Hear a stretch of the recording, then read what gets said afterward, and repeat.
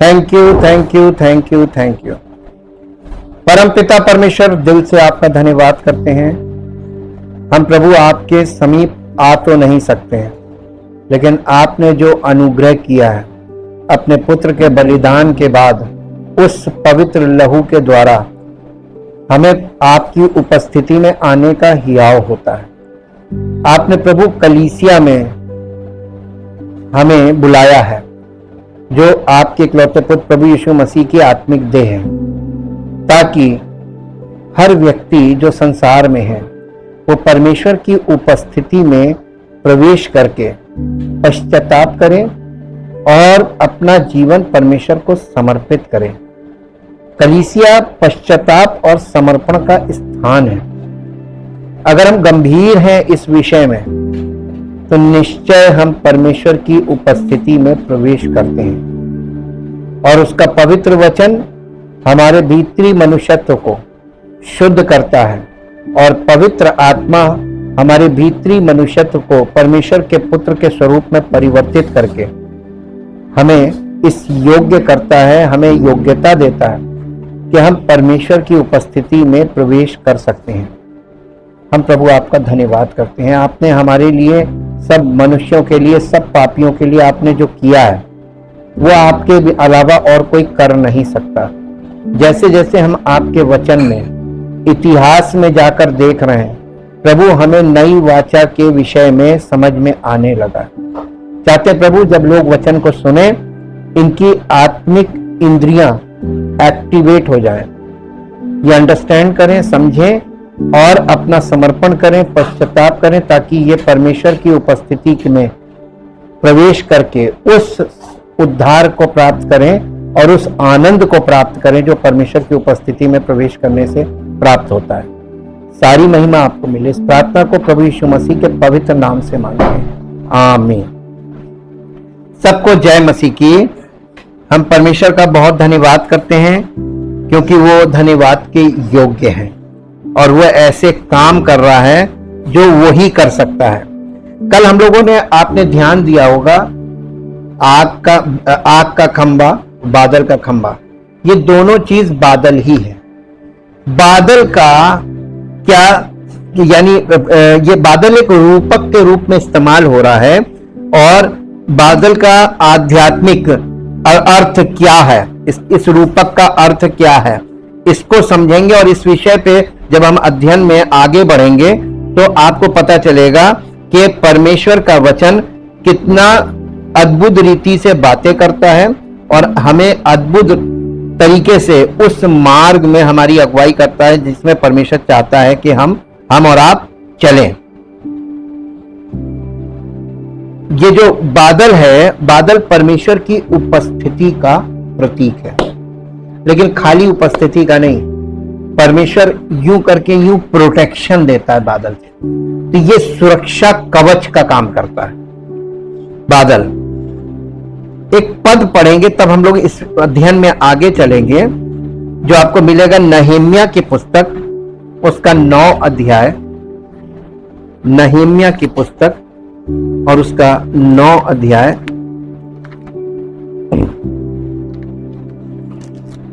नहम्याह का 9 अध्याय और 9 अध्याय का 12 पद।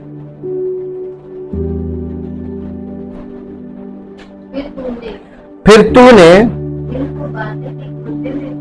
दिन को बादल के खंबे में होकर और रात को आग के खंबे में होकर उनकी अगुवाई की कि जिस मार्ग पर उन्हें चलना था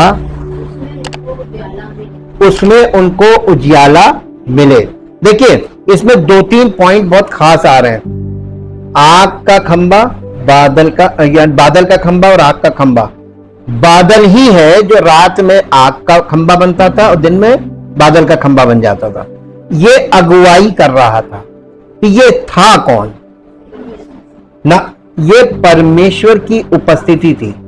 इसमें पिता, पुत्र, पवित्र आत्मा। परमेश्वर का मतलब पिता, पुत्र, पवित्र आत्मा, तीनों काम कर रहे थे और ये तीनों इनको प्रोटेक्ट करके चल रहे थे।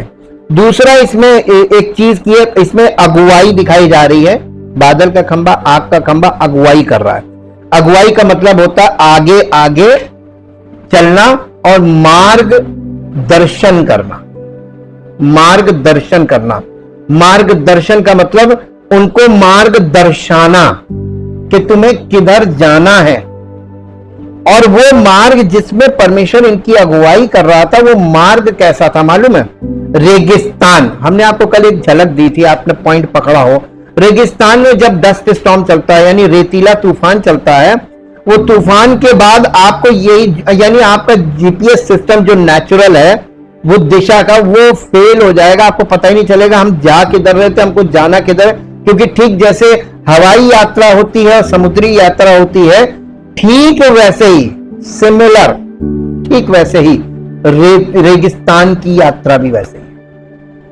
अगर आप इस यात्रा को आत्मिक रीति से अंडरस्टैंड करना चाहते हैं तो आपको कल्पना में बहुत पीछे जाकर यह देखना पड़ेगा इतिहास में कि उस जमाने में रेगिस्तान में यात्रा कैसे की जाती थी। एक व्यक्ति यात्रा नहीं करता था, सोलो ट्रिप नहीं होता था। इसको कारवां बोलते हैं। कारवां चलता था, और कारवां का मतलब होता था कि बहुत लंबी लाइन होती थी और ये सब साथ में चलते थे, बहुत बड़ा ग्रुप होता था। आज भी आप ऐसे नाइट में, क्योंकि आप लोग यानी बाई रोड का सफर बहुत कम करते हैं, आप अगर बाई रोड कहीं जाइए एक शहर से दूसरे शहर या एक राज्य से दूसरे राज्य में, अपने हिंदुस्तान शहर में भी, तो रात के समय बहुत से ऐसे खतरनाक जगह होती हैं जहां पर वो कानवाई बनाते हैं। पुलिस वाले एक जगह रोक लेते हैं और फिर वो सारे ट्रक वालों को, कार वालों को, जितने भी लोग हैं, जितने पैसेंजर, सबको जमा करके और उनको एक साथ छोड़ते हैं जत्था बना के, ताकि रास्ते में कोई बात हो तो सब इतने लोग मिलकर। तो इसका मतलब कि लुटेरे भी होते थे, लूटने वाले भी होते थे। अच्छा, रेगिस्तान में आपको कोई भी चीज, कोई जानवर अटैक कर सकता है, मौसम बिगड़ जाए तो आप क्या कर सकते हैं, तो बहुत खतरे होते थे। यानी ये एक ऐसा भयानक सफर होता था कि इसको आम आदमी जल्दी इस सफर को कर नहीं सकता था। और परमेश्वर इनको किस मार्ग में लेके गया? रेगिस्तानी मार्ग में, निर्जन स्थान। सबसे पहली चीज बेसिक नीड्स पे आइए।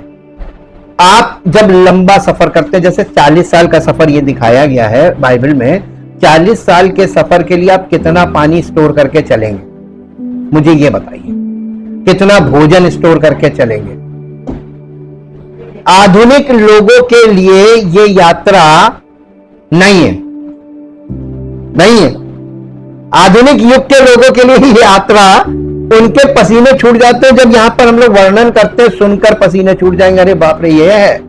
आपको परमेश्वर इस यात्रा पे लेकर चलता है और वो as a provider, as a protector आपको लेकर चलता है। वो प्रोवाइड भी वही करता, प्रोटेक्ट भी वही करता है।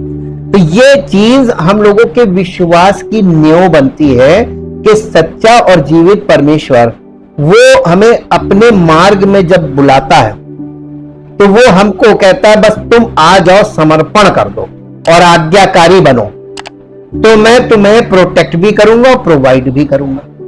ये इसका सारांश हम आपको बोल रहे हैं।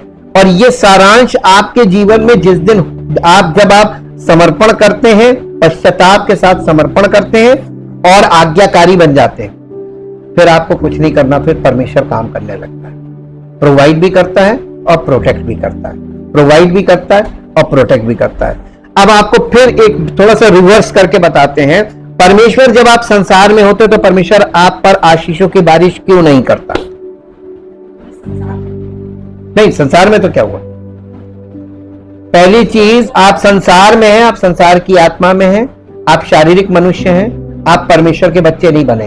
बॉर्न अगेन इसीलिए पहला स्टेप है। बॉर्न अगेन का मतलब आत्मिक जन्म होना, परमेश्वर के परिवार में जन्म लेना, कलीसिया में, परमेश्वर के परिवार में, कलीसिया में जन्म लेना। और कलीसिया में आपका आत्मिक पालन पोषण होगा, तो आपको कलीसिया में बने रहना। और कलीसिया में आत्मिक पालन पोषण होगा जैसे उनका जंगल में हो रहा था। परमेश्वर आपको प्रोवाइड भी करता रहेगा, प्रोटेक्ट भी करता रहेगा, प्रोवाइड, लेकिन उन्होंने हुक्म नहीं माना था, जैसे कलीसिया में लोग नहीं मानते। लेकिन उसके बावजूद नुकसान किसका हुआ? जिन्होंने हुक्म नहीं माना वो नष्ट होते गए, जिन्होंने समर्पण नहीं किया नष्ट होते गए। परमेश्वर प्रोवाइड भी करता रहा और उनको सब कुछ दिया नहीं, पर यानी डेली वेजेस पे रोज की रोटी दे देता था। तो आज भी आप लोग रोज की रोटी अगर आपको मिल रही, ये मत सोचिए कि आपको परमेश्वर दे रहा है, आपको ये प्रोविजन है मार्ग में। अगर समर्पण कर दोगे तो तुम अपने राज्य में वो ले लेगा, अपने परिवार में तुम्हें अपने राज्य का वारिस बनाएगा और फिर परमेश्वर तुमको सब कुछ देने का जो वायदा किया वो देने लगेगा। इसीलिए यीशु मसीह ने यहां से शुरू किया था, पहले उसके राज्य और धार्मिकता की खोज करो तो बाकी सब चीजें आपसे आप मिलने लगेंगी, प्रोविजन शुरू हो जाएगा। लेकिन रास्ते में अभी तुम हो, अभी तुमने पूरी तरीके से परमेश्वर में जड़ नहीं पकड़ी, तो रास्ते में हो तो मार्ग में हो तो कैसे रोज की रोटी दे दे, वो भी अगर तुम आज्ञाकारी रहोगे तो मिलती रहेगी, और इसको खाते भी रहोगे और आज्ञा नहीं मानोगे तो नष्ट भी हो जाओगे। देखिए वो जंगल में मन्ना खा के मर गए, ये बाइबल दिखा रही। तो तुमको अभी जीवन की रोटी नहीं मिलेगी, अभी तुम्हें रोज की रोटी मिलेगी। जीवन की रोटी जो है वो मसीह में प्रवेश करने के बाद है। तो अभी देखिए हम तंबू के अंदर नहीं गए, अभी हम लोग बाहर ही हैं, ठीक, आंगन में है, और अभी हम मार्ग में हैं, आंगन ही मार्ग है।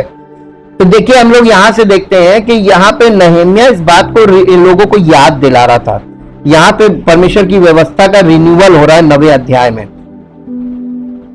बादल और आग के स्तंभ का इतिहास थोड़ा सा देखेंगे। बादल और आग का प्रथम आविर्भाव, यानी पहली बार ये बादल का खंभा और आग का खंभा कहां मिला था? मिस्र की गुलामी से इजराइल को छुड़ाने के लिए परमेश्वर का चमत्कारी मार्गदर्शन बादल के खंभे के चिन्ह के माध्यम से स्पष्ट था।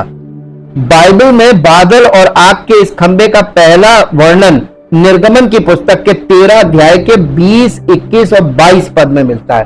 13 अध्याय के 20, 21 और 22 पद में मिलता है निर्गमन में। जी, फिर उन्होंने सुकोत से कूच करके जंगल की छोर में एताम में डेरे डाले, और यहोवा उन्हें दिन को मार्ग दिखाने के लिए मेघ के खंबे में और रात को उजियाला देने के लिए आग के खंबे में होकर उनके आगे आगे चला करता था। जी, ताकि वे दिन और रात दोनों में चल सके। देखिए एक विश्वासी को किस समय चलना है? रात में भी चलना है और दिन में भी चलना है ना? दोनों में आपको विश्वासी रहना, दोनों में आपको परमेश्वर के मार्गदर्शन में बने रहना है, ठीक। अब इसके आगे क्या लिखा हुआ है 22 पद में? उसने ना तो बादल के खंबे को दिन में और ना आग के खंबे को रात में। परमेश्वर ने, यानी वो परमेश्वर उनके सामने से हटा नहीं, मार्गदर्शन नहीं छोड़ा। और पीछे लोग क्या कर रहे थे? कुड़कुड़ा रहे थे, बुड़बुड़ा रहे थे सब, है ना? तो अब देखिए परमेश्वर की जो अगुवाई कर रहा था, बादल का खंबा या आग का खंबा, दिन में बादल का खंबा था, रात में आग का खंबा था। उसके बाद मूसा चलता था, उसके बाद ये सब लोग चलते थे। तो ये सब लोग जो पीछे थे ये बुड़बुड़ाते किसके ऊपर थे? मूसा के ऊपर। परमेश्वर वहां सुनता था आगे, और वो मूसा को बुला के फिर वो इनके लिए हार्ड वर्ड्स बोलता था। देखिए आप परमेश्वर की अगुवाई कैसे होती है। परमेश्वर डायरेक्ट इनको नहीं बोलता था, वो मूसा से बोलता था कि तुम बोलो। एक ह्यूमन इंस्ट्रूमेंट का इस्तेमाल करता था परमेश्वर। परमेश्वर आज भी वैसे ही, देखिए कभी ना बदलने वाला परमेश्वर है, बाइबल में लिखा हुआ है। वो कल, आज और युगान युग एक सा है। तो ना वो बदला है, ना उसका पैटर्न बदला है, ना उसकी योजना बदली है, कुछ नहीं बदला। सब कुछ एज इट इज आज भी है। नई वाचा में वही सब चीजें हो रही है जो पुरानी वाचा में इजरायलियों के साथ हुआ। यहां से हमको यह पता चलता है कि यह स्तंभ तब दिखाई दिया था जब इजरायलियों ने 15वीं अबीब यानी निसान का महीना है को रामेसेस से निकलने के बाद पहला शिविर, जब पहली बार जब ये जहां पे इन्होंने वो डेरा किया था, ये सुक्कोत है। सुक्कोत छोड़ा। 1445 ईसा पूर्व आदम के निर्माण के 2513 साल बाद का किस्सा है। ये एक एक डेट्स हैं, एक एक डेट्स, ये बीसी काल का पूरा किस्सा है। और यहां पर प्रत्येक दिन तय की गई दूरी लगभग 24 किलोमीटर यानी 15 मील चलते थे ये लोग। 24 किलोमीटर डेली चलते थे। इनकी यात्रा डेली की जो थी वो 24 किलोमीटर। कितने किलोमीटर आजकल के लोग चल सकते हैं? देखा आपने? 1 किलोमीटर। अब आप ऐसे अगर नापने में कहें किलोमीटर्स में तो बहुत मुश्किल है। आप विश्वास में कितना कितना चल सकते हैं? अरे आधा घंटे के बाद ही खत्म हो जाता है। आप समय पे आ जाइए। आजकल के लोगों का विश्वास कितनी देर का होता है? क्षणिक, ये आया और वो गया। ठीक, ये विश्वास की यात्रा है। जंगल में अपने 40 वर्षों के पहले भाग के दौरान इजराइल की यात्रा का नक्शा हम लोग के इसमें हमारे पास है। और इसमें ये नक्शे में यानी ज्योग्राफी से, हम ज्योग्राफी से स्टडी करते हैं तब हम आप लोगों को क्लियर बताते हैं। बादल और आग का दूसरा और बाद का विवरण देखिए। नए नियम में 2 भाग है। एक यीशु मसीह का इस पृथ्वी पर आना बॉडीली और सेवकाई करना, और फिर सिद्ध बलिदान के रूप में अपना प्राण दंड देना, प्राण मृत्यु को देना, मृत्यु हो जाना यानी हमारे पापों के लिए बलि करना, और उसके बाद तीसरे दिन जी उठना, और उसके बाद स्वर्गारोहण, और उसके बाद कलीसिया की शुरुआत होती है मसीह के आत्मा के द्वारा। तो नए नियम के 2 भाग हो जाते हैं। अब आप यहां पर देखिए जंगल की यात्रा में आपको 2 भाग दिखाएंगे। यही 2 भाग नए नियम के 2 भाग हैं। नए नियम के 2 भाग यही हैं, बादल और आग का दूसरा और बाद का विवरण। देखिए जब परमेश्वर इनको वहां से निकले थे, लाल समुद्र पार करने से पहले बादल का खंभा और आग का खंभा इनकी अगुवाई कर रहा था। फिर आ गया लाल समुद्र, है ना? लाल समुद्र आया, उसके बाद लाल समुद्र पार कराया, और उसके बाद जंगल का सफर शुरू हुआ, दूसरा फेज। अब देखिए बाइबल में बादल के इस खंबे का अगला विवरण निर्गमन की पुस्तक के 14 अध्याय में हमको मिलता है। 14 अध्याय उसका 19 और 20 पद पढ़ दीजिए। निर्गमन 14 उसका 19 और 20 पद। तब परमेश्वर का दूत जो इजरायली सेना के आगे आगे चला करता था, कहां पे? लाल समुद्र पे जब आए लोग, जाकर उनके पीछे हो लिया, और बादल का खंभा उनके आगे से हटकर उनके पीछे जा ठहरा।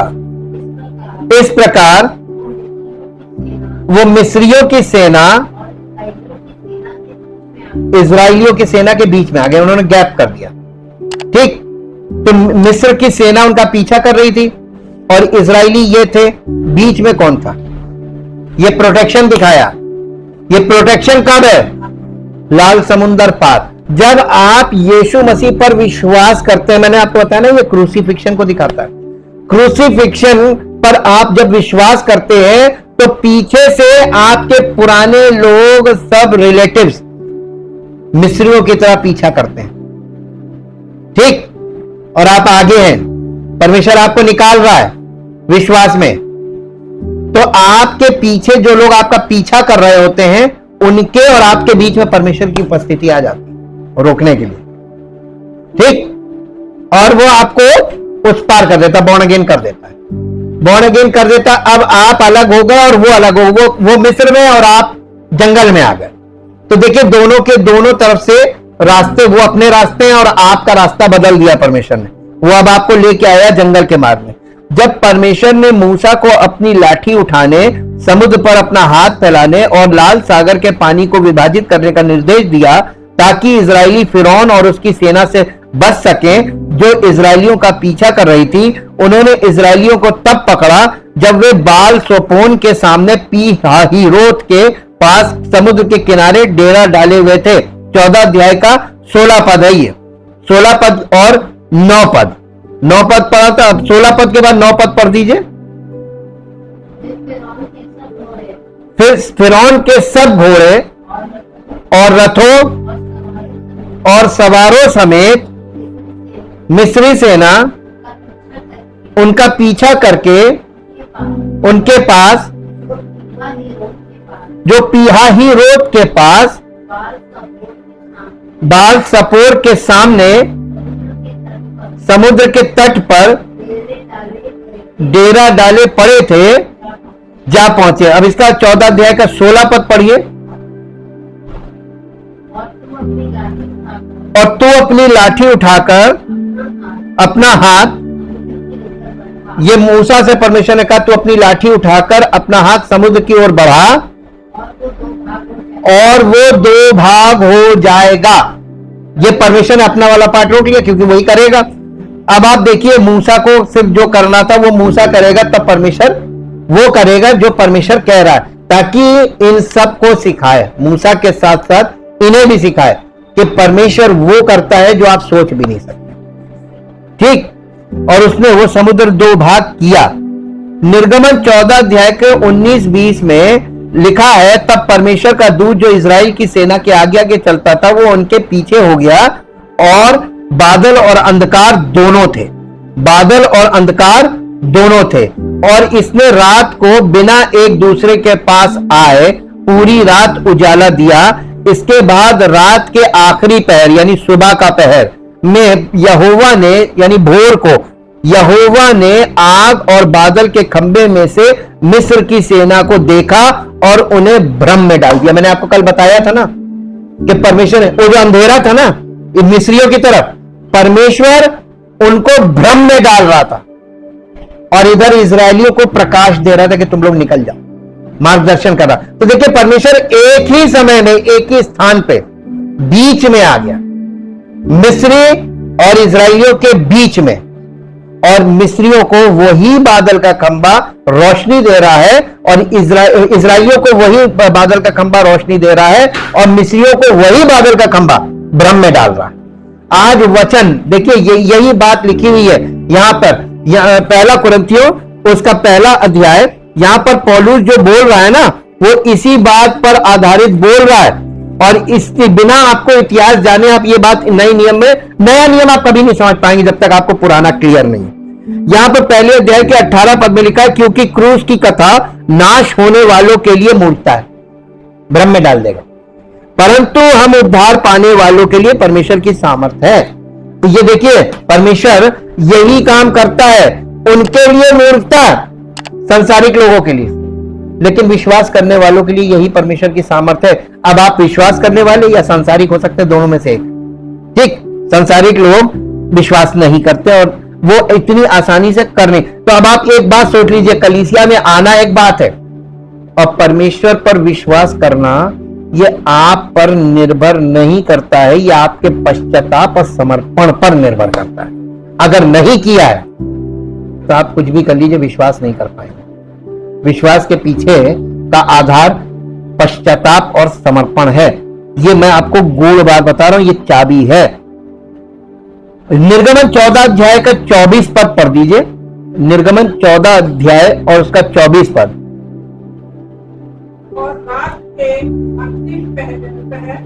और रात के अंतिम पहर में यहोवा एक बादल और आग के खंभे में से मिस्रियों की सेना पर दृष्टि करके उन्हें घबरा दिया, भ्रम में डाल दिया ना, डरा दिया। अंधेरे से उनको भ्रम में डाल के डरा दिया। ये कौन कर रहा था? ये काम परमेश्वर कर रहा था। जब कोई आपका पीछा करेगा, जब आप मसीह में आते हैं और कोई पीछा करेगा ना, परमेश्वर उनके साथ फिर निपटता है। आपको कुछ नहीं करना, कुछ नहीं। आप उनके साथ कोई गलत व्यवहार न कीजिए, परमेश्वर खुद निपटता है। यहां पर दिखाया गया है। ठीक, कई बार लोग ये एक्सक्यूज देते हैं कलीसिया में कि हम क्या कर रहे हैं, हम आना तो चाहते हैं लेकिन हमारे घर के लोग नहीं चाहते हैं। देखिए कैसा एक्सक्यूज है। पश्चाताप और समर्पण सच्चा होगा तो परमेश्वर कोई रोक नहीं सकता, क्योंकि जो रोकने वाले के बीच में और आपके बीच में परमेश्वर आ जाएगा। ये खास बात है, नोट कर लीजिए। बादल और आग का स्तंभ और इसका तंबू से क्या संबंध? मूसा के तंबू से भी इसका बड़ा संबंध है।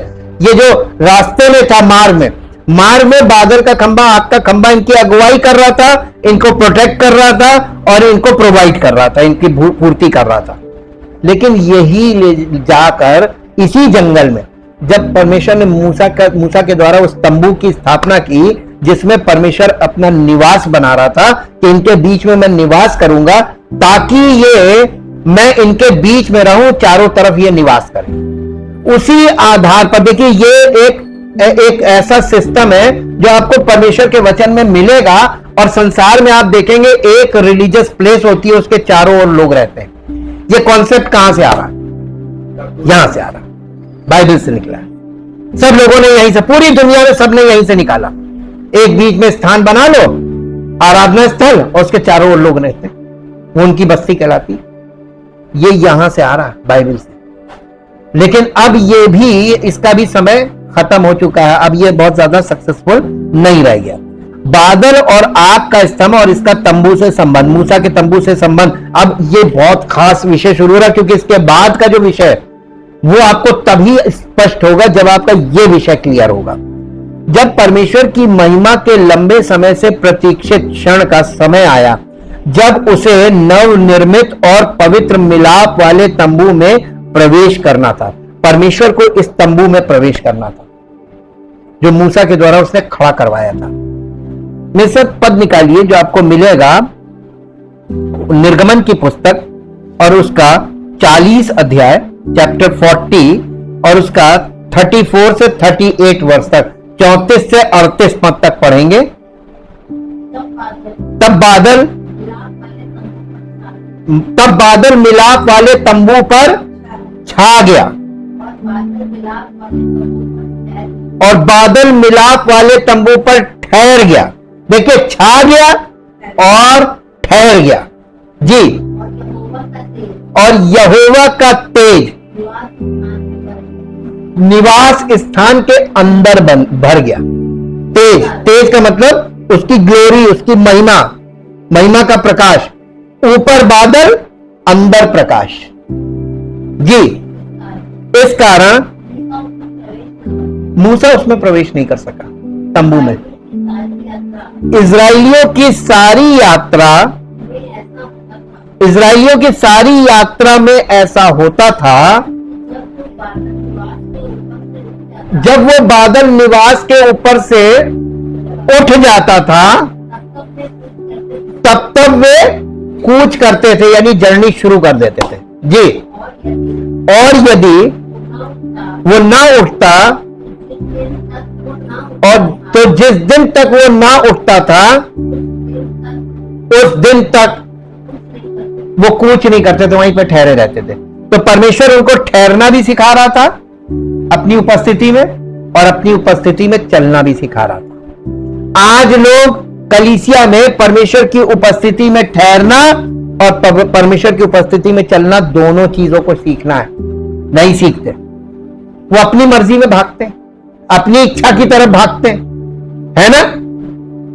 जब तक आपका मन चंचल रहेगा, आपके अंदर कल्पनाएं, इच्छाएं, भावनाएं रोज पैदा होंगी और आप उनके पीछे लेके भागेंगे। जब मेरे पास कोई आता अपनी इच्छा को लेकर,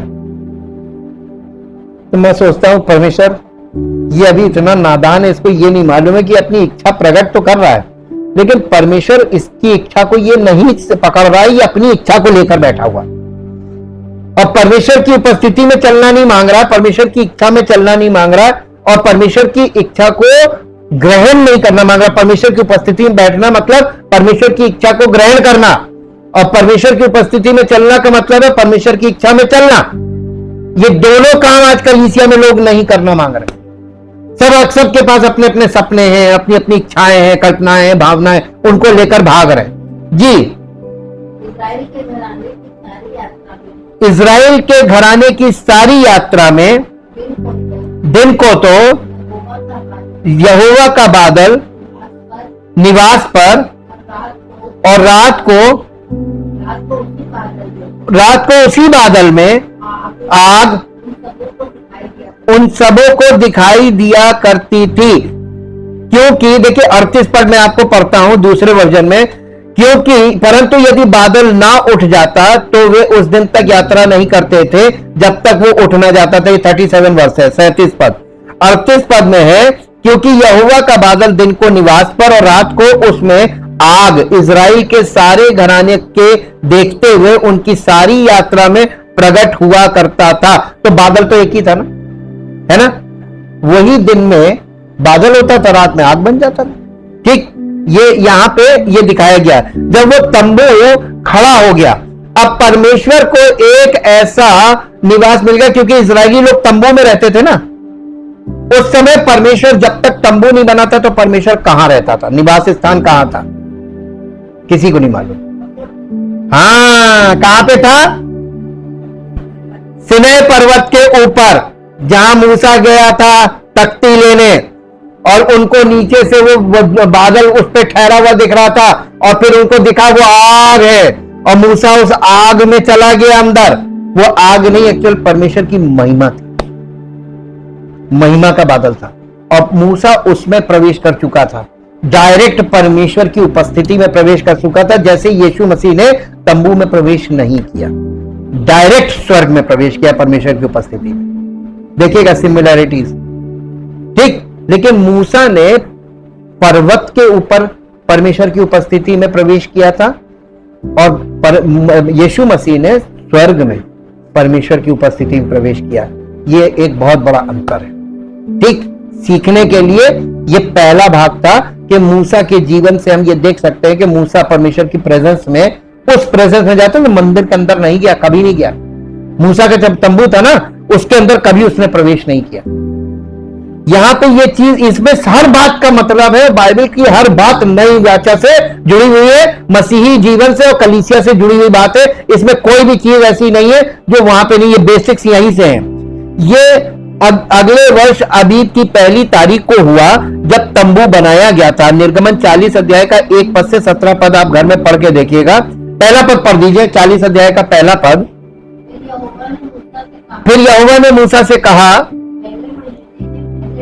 पहले महीने के पहले दिन को तुम विलाप वाले तंबू के निवास को खड़ा करना। हाँ, उसमें चीजें बताई थी कैसे कैसे अरेंजमेंट्स करने हैं। उसके बाद 17 पद पढ़ दीजिए, 17। और दूसरे वर्ष के पहले महीने के पहले दिन को निवास खड़ा किया गया। मूसा ने निवास को खड़ा करवाया और उसकी कुर्सियों पर, हाँ, यानी उसका वो जो कनेक्शन करना था ना, हर चीज को जोड़ना था, ये फोल्डेबल था, ये फोल्डिंग वाला था, तो उनको सबको कनेक्ट करके कैसे खड़ा करना था, ये पूरा विवरण है, आप पढ़िएगा। जब परमेश्वर उन्हें सिनै पर्वत से दूर ले गया तो उसने अपनी उपस्थिति का प्रतिनिधित्व करने वाले बादल की गति से उनका मार्गदर्शन करना जारी रखा। तो सिनै पर्वत से जब दूर गए तो परमेश्वर ने अपने लिए भी एक निवास स्थान बनवाया कि इनके बीच में ही मैं रहूं और इनके साथ साथ मैं चलूं, मैं बार बार पर्वत से आऊं, वो मूसा को बार बार बुलाऊं। तो परमेश्वर उसको ऊपर बुलाता था, तो परमेश्वर उसको निर्देश देता था, फिर वो नीचे आता था। तो इसमें देखिए एक प्रॉब्लम थी। प्रॉब्लम क्या थी, वहां मैं आपको दिखा दूं। जब परमेश्वर मूसा को ऊपर बुलाता था और वो मूसा परमेश्वर की उपस्थिति में रहता था, और वो बहुत लंबे समय तक 40 दिन तक बैठा रहा, जब वो तख्तियां लेने गया था, तो नीचे क्या हो गया, सोने का बछड़ा बन गया, है ना। तो परमेश्वर ने कहा कि सेवक को मैं बुलाता हूं तो ये बिगड़ जाते हैं, और सेवक को बुलाना जरूरी है कि उसको निर्देश देने हैं, वो इनके बीच में जाके सिखाए, इनको चलाए। तो वो सेवक को बुलाता था ऊपर अपनी उपस्थिति में, तो ये बिगड़ जाते थे। और वो जब नीचे आता तो वो गुस्सा करता था, परमेश्वर उसके ऊपर, वो इनके ऊपर। तो ये एक समस्या चल रही थी। परमेश्वर ने कहा कि मैं खुद इनके बीच में आके रहूं, तो मैं चलते चलते इनका न्याय भी करूंगा। तो परमेश्वर की उपस्थिति में चलना और परमेश्वर की उपस्थिति में रहना, तुरंत तुरंत जजमेंट होता है, हाँ के ना, हाँ के ना। देखना चाहेंगे? मैं नए नियम में दिखाता हूं। देखिए, मैं पुराने नियम में आपको दिखा देता हूं। पुराने नियम में आपको यह भी दिखाता हूं कि परमेश्वर का न्याय तुरंत तुरंत कैसे होता था। ये बात इसमें दर्ज है वचन में, वही पुराने नियम में। गिनती की पुस्तक,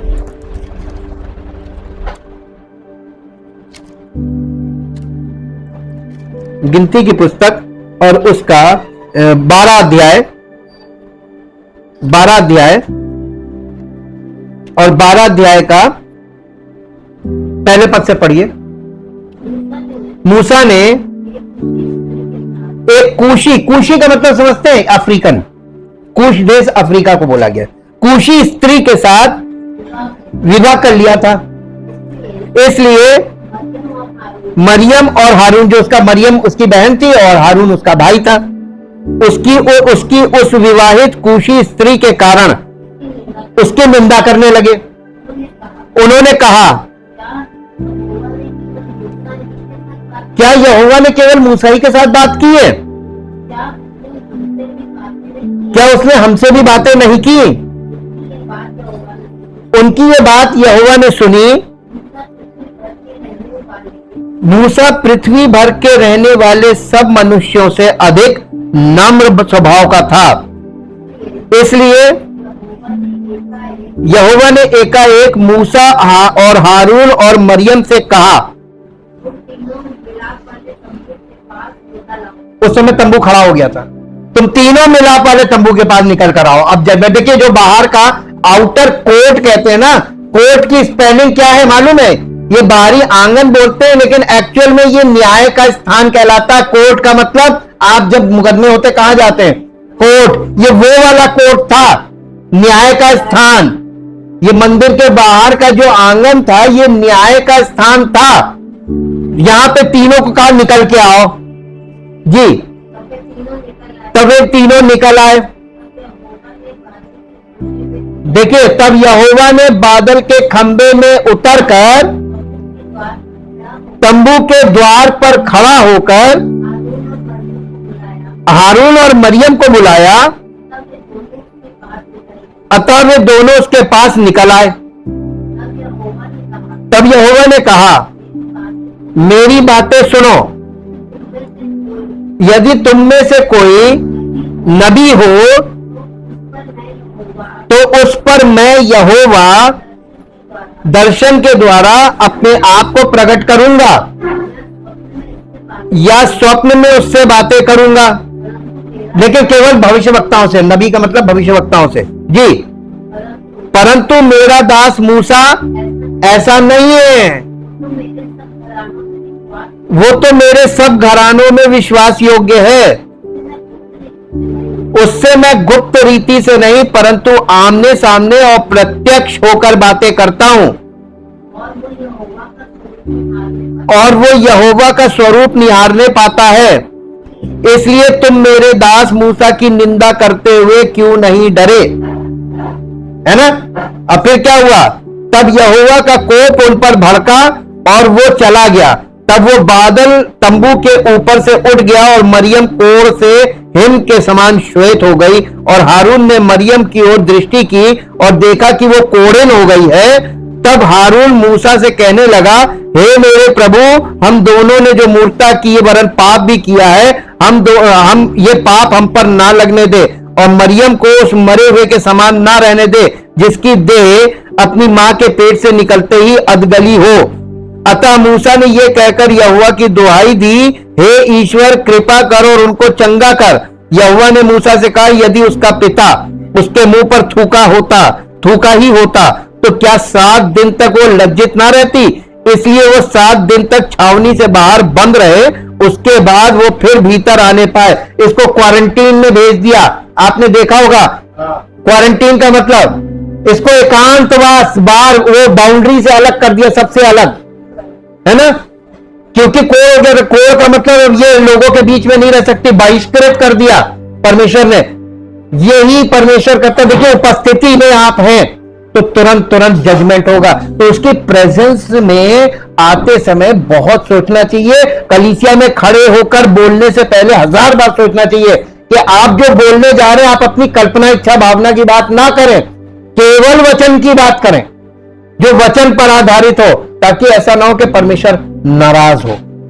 ये डिसिप्लिन है। पर ये चीज यहां पर दिखाई गई है कि उसकी प्रेजेंस में रहना कितना कठिन। जो परमेश्वर की आत्मा की, परमेश्वर के साथ सहभागिता में रहता है, वो उसके साथ एक आत्मा होता है।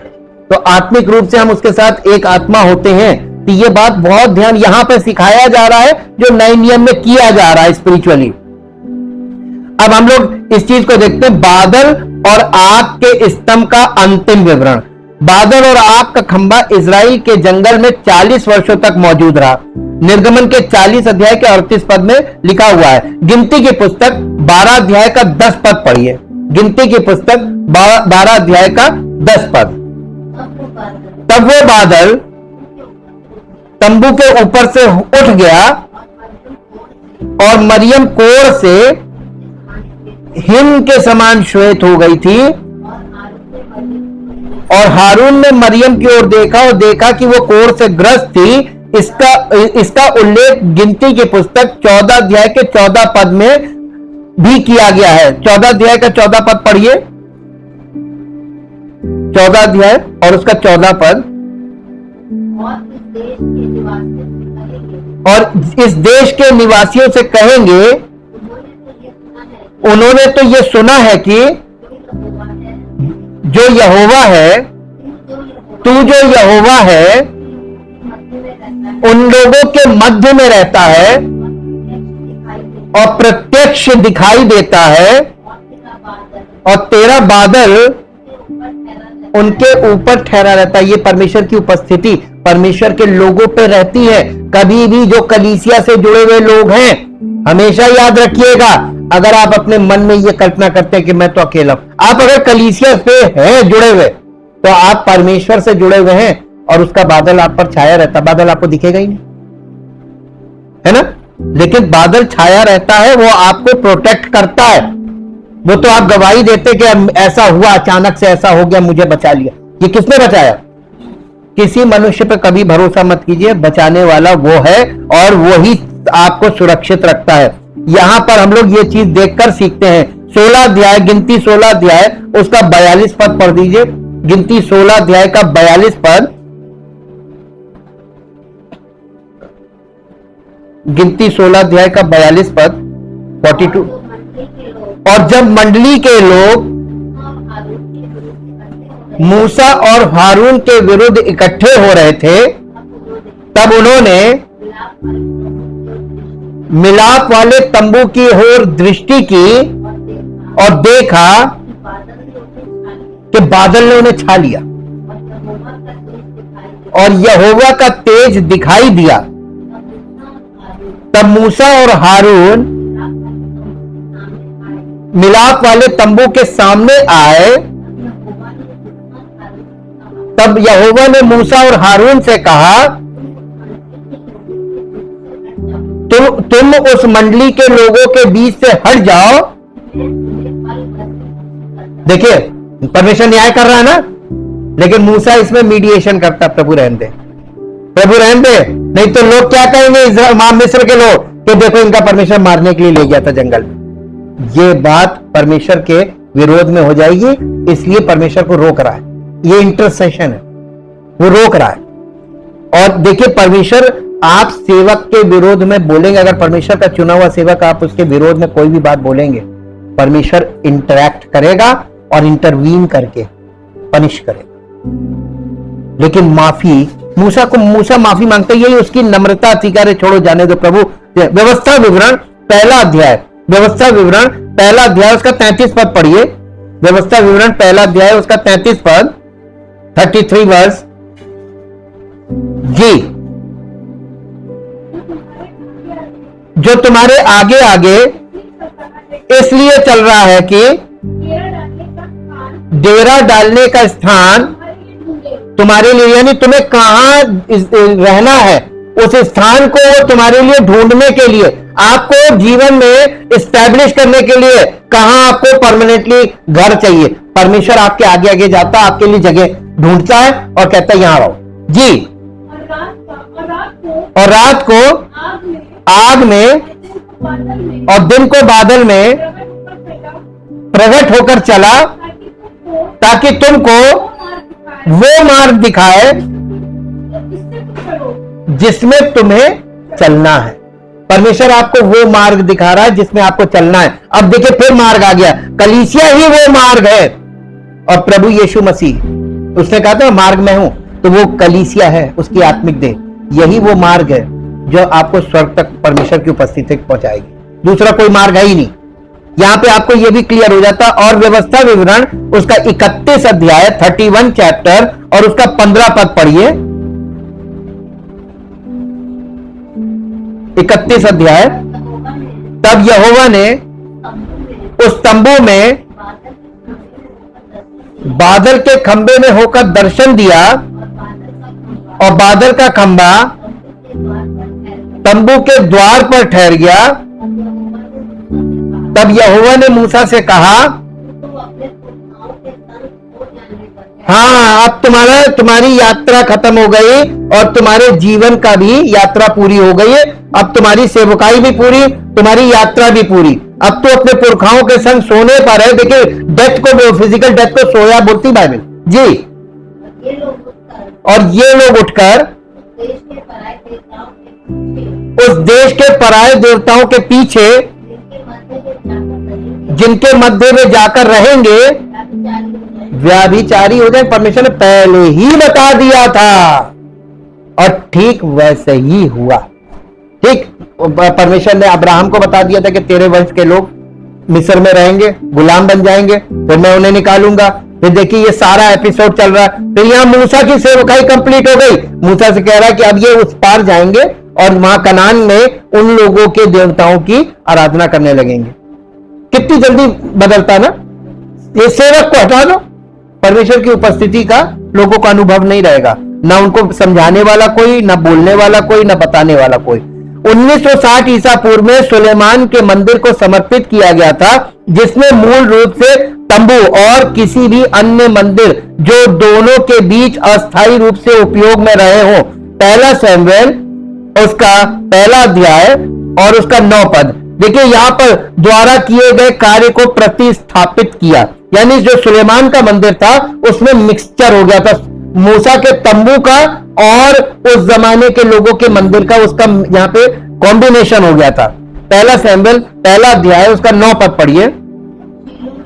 शीलो में खाने और पीने के बाद है हन्ना उठी और यहोवा के मंदिर के चौखट के एक बाजू के पास एली याजक, महायाजक था ये, कुर्सी पर बैठा हुआ था। वो मन में व्याकुल होकर यहोवा से प्रार्थना कर रही थी और बिलक बिलक कर रो रही थी। देखिए ये वाली चीज है। वो उसके पास बच्चा नहीं था, वो बच्चे के लिए परमेश्वर की उपस्थिति में इजरायलियों के कनान में बस जाने के बाद बादल के खंबे की आवश्यकता नहीं रही, क्योंकि अब उन्हें अपनी यात्रा को निर्देशित करने के लिए परमेश्वर से संकेत की आवश्यकता नहीं थी, जो उन्हें मार्ग पर प्रकाश देता था। ये नहम्याह 9 अध्याय का 12 पद फिर से हमने पढ़ा।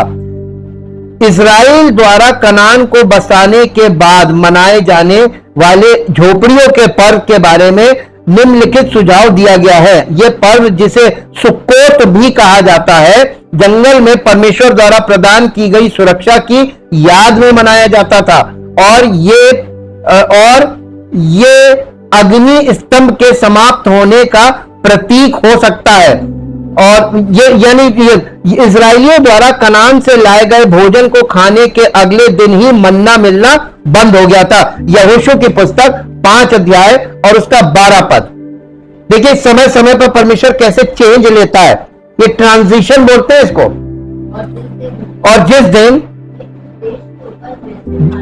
वो उस देश, यानी जब वो प्रॉमिस्ड लैंड में पहुंचे, जिस दिन वो उस देश की उपज में से खाने लगे, उस दिन मन्ना बंद हो गया। अब मन्ना की जरूरत है तो वो स्थायी आ गए ना।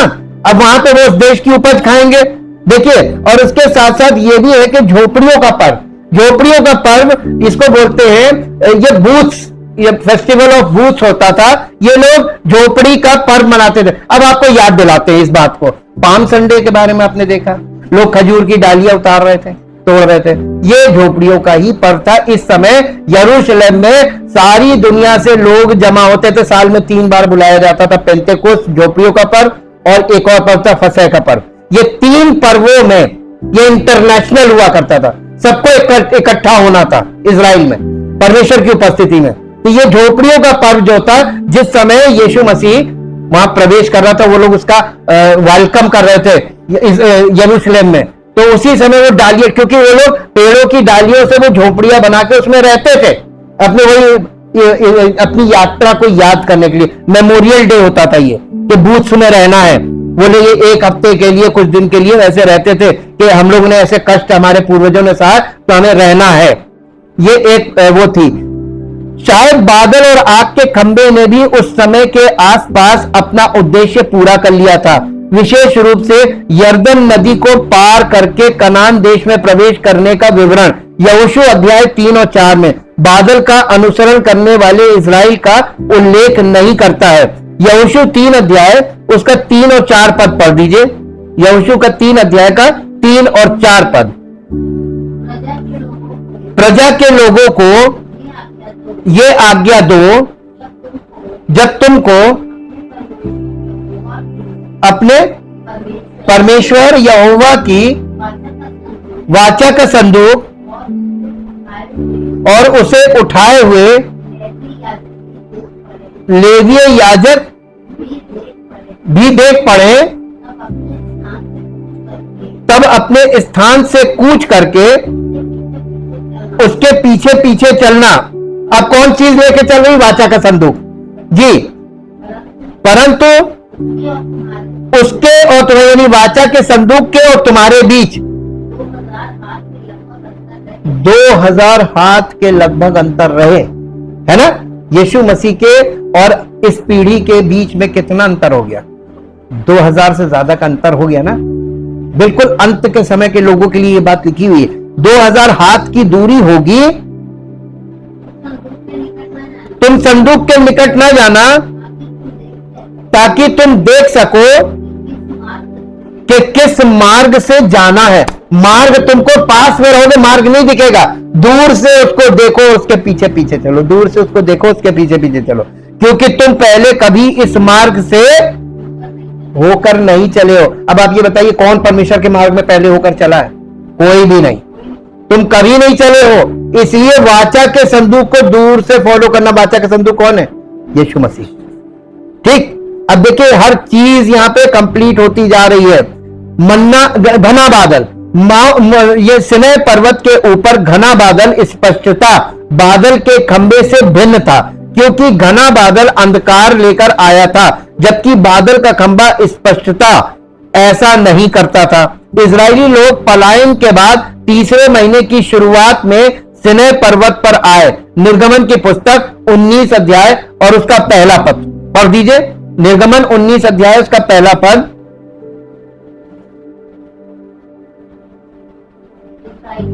इजराइलियों को मिस्र देश से निकले हुए 3 महीने बीते।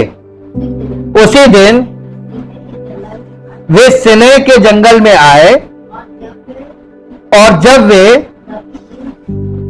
रफीदीम से कूच करके सिनै के जंगल में आए, हाँ, यहां पे डेरा खड़ा कि सिनै में परमेश्वर ने मूसा से कहा, मैं घने बादल में तुम्हारे पास आऊंगा, ताकि लोग मुझे तुमसे बात करते हुए सुने और हमेशा तुम पर भरोसा रखें। निर्गमन की पुस्तक 19 अध्याय का 9 पद पढ़ दीजिए। देखिए, परमेश्वर, तब यहोवा ने मूसा से कहा, सुन, मैं बादल के अंधियारे में होकर तेरे पास आता हूं, इसलिए कि अब मैं तुझसे बातें करूं, तब वे लोग सुने और सदा तुझ पर, ये बोलने वाला बादल था, सदा तुझ पर विश्वास करें। 3 दिन बाद सिनै पर्वत पर घने बादल छाने के साथ बिजली चमकने लगी और बहुत तेज तुरही बजने लगी। सिनै पर्वत धुएं से भर गया, क्योंकि प्रभु आग में उस पर उतरे थे। धुआं भट्टी के धुएं की तरह ऊपर उठ रहा था, पूरा पर्वत कांप रहा था। निर्गमन 20 अध्याय का 16 पद और 18 पद पढ़ दीजिए। पहले 16 फिर 18 पद।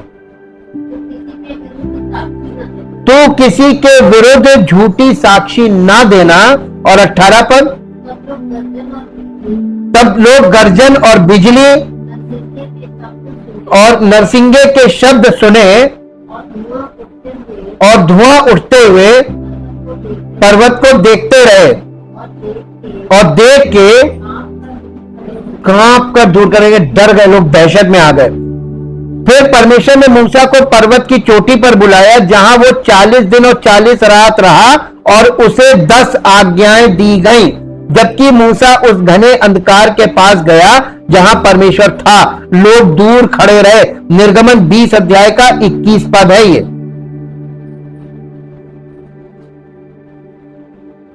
20 का 21। और वे लोग दूर ही खड़े रहे, परंतु मूसा वो उस घोर अंधकार के समीप गया जहां परमेश्वर था। हालांकि घना बादल और बादल का खंबा अलग अलग थे, लेकिन दोनों ने परमेश्वर की उपस्थिति का संकेत दिया। ये इजरायलियों के लिए एक स्थायी संकेत रहा होगा कि परमेश्वर उनके 40 साल के भटकने के दौरान उनके साथ था। अब हम लोग इसके आगे का कल अध्ययन करेंगे, पार्ट 2। और ये देखिए कि ये बादल में लेकर परमेश्वर चल रहा था, और बादल आपको नए नियम में भी बार बार मिलेगा। यीशु मसीह ने जब पानी में वो यूहन्ना बपतिस्मा देने वाले से नदी में बपतिस्मा लिया, और जब वो पानी से ऊपर आया, लिखा आकाश खुल गया और आकाशवाणी हुई। एक बादल आया, उसमें से ये वाणी निकली, ये मेरा प्रिय पुत्र है जिससे मैं अत्यंत प्रसन्न हूं। परमेश्वर ने अपनी प्रेजेंस दी। और देखिए, पर जब वो बादल था, उसी बादल में से पवित्र परमेश्वर का आत्मा उसके ऊपर उतरा, यीशु मसीह पर, और ठहर गया। जैसे मूसा के समय में तंबू पर उतरा और ठहर गया था, ठीक वही चीज हो रही है यहां। आप सिमिलैरिटीज देखिए, और ये देखिए कि परमेश्वर जो वहां पर उनको दिखा रहा था और हमको वहां ले जाकर सिखा रहा, वो यहां पर उसने किया है। और ये वास्तविकता है, ये सत्य है। और सच्चे प्रभु को आप जान रहे हैं, जो परमेश्वर का इकलौता परमेश्वर की ओर से भेजा, उस उद्देश्य के लिए कि हमको इस संसार से, संसारिकता से और शारीरिक बातों से छुड़ा ले, और पाप और पतन से छुड़ाकर हमें परमेश्वर के पुत्र के स्वरूप में परिवर्तित करके परमेश्वर से मिला दे। Thank you, thank you, thank you lord. सच्चे जीवित तो महान सामर्थी परमेश्वर, हम आपका हृदय से धन्यवाद करते हैं उस महान प्रेम के लिए और उस अनुग्रह के लिए प्रभु, जो आपने प्रत्येक मनुष्य के लिए प्रकट किया है। और प्रभु, जब आप कोई व्यक्ति वास्तव में विश्वास करता है, विश्वास से आपकी उपस्थिति में समर्पित होता जाता है, उसके जीवन में आप अपनी योजनाओं को लागू करके, पूरा करके अपनी महिमा को प्रकट करते हैं, जिससे आपका नाम हर जीवन से महिमा पाए, और आपकी महिमा के द्वारा लोग आपकी महिमा में प्रकट किए जाएं। आपकी ये इच्छा है। आदर और महिमा आपको मिले। इस प्रार्थना को प्रभु यीशु मसीह के पवित्र नाम से मांगते हैं, आमीन। Praise the Lord.